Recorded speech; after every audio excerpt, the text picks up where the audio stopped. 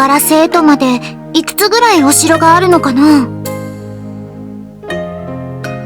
新しい本城である風陵は駅州でも端の端にありますから、聖都まではあと20個ぐらいお城を落とさないとたどり着けないです。 20？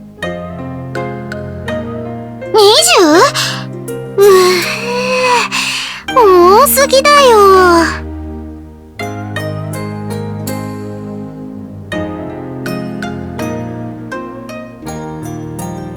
確かに。しかし内乱を続けている現在、我らの進軍を阻む城が果たしていくつあるのか、そこが重要になってくるでしょうね。我らのことは気にかけず好きにやっておいてくれればよいのだがな。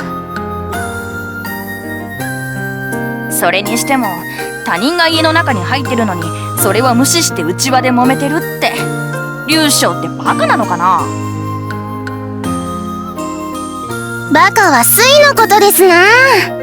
今のこの状況こそ我ら軍師の策があったればこそですぞ。バカで悪かったな。つうかそれってどういうことだよ。風陵に入城した後、すぐに劉将さんに使者を出して風陵入城の正当性を伝えておいたんです。正当性？ぶっちゃけどう考えても正当性なんてないんじゃないか？そこをどうにかするのが軍師である私たちの役目ですから。口先三寸で丸め込んだってことなのだ。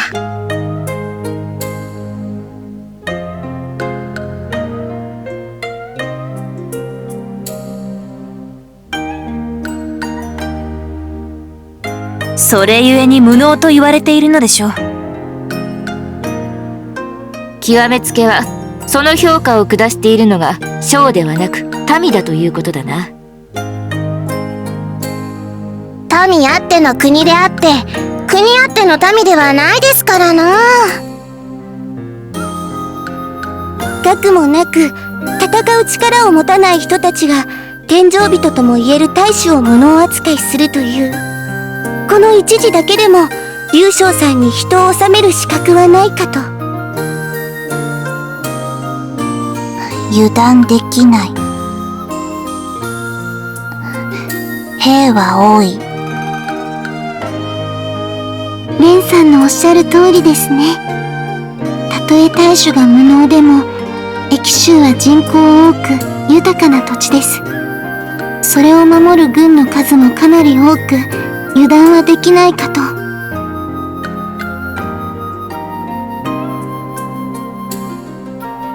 数の暴力に負けないためにも素早く生徒を制圧しないとね。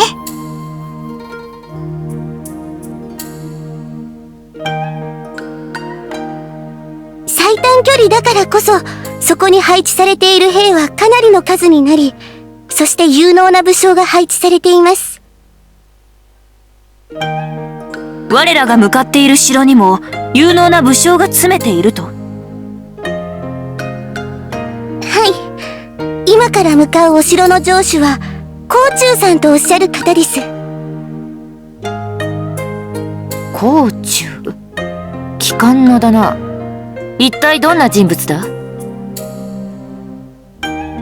将として有能であり、なおかつ人事に満ち徳望厚い方ですね。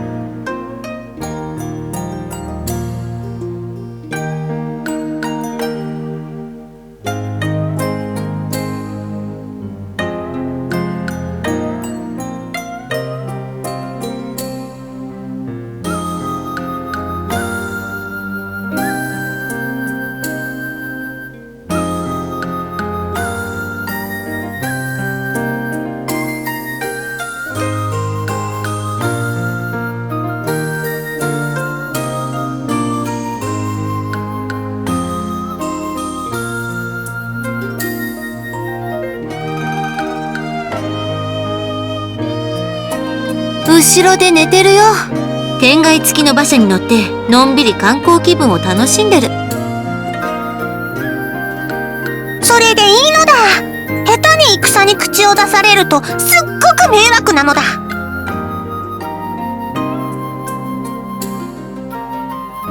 迷惑です。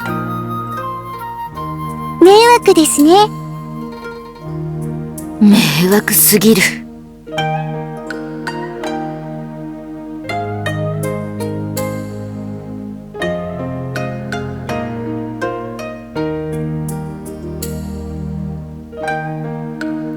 一番ひどいこと言ってるぞ、本郷。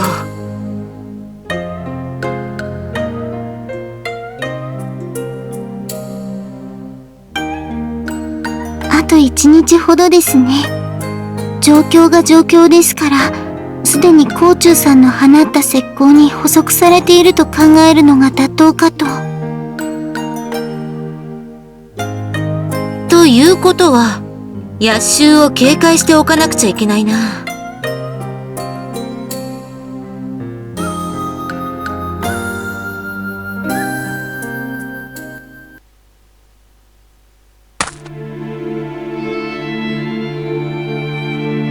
そう、了解しました。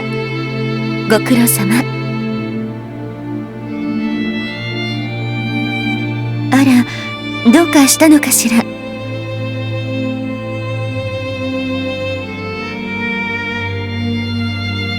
迷いがないと言えば嘘になるでしょうね。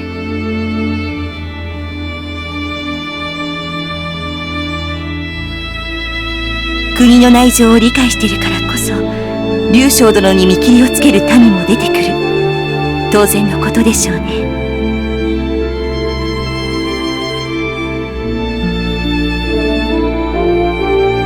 ええ、分かっています。その誇りは称賛に値するものです。だからこそ劉備と一戦を交え、我らの誇りを示しましょう。明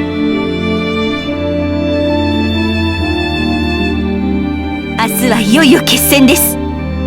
しっかりと睡眠をとり、明日に備えなさい。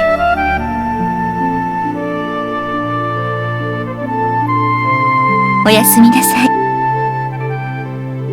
しかし、勝てるかどうか。皆の命を無駄にしないように、私は私の役目を果たす。ただそれだけね。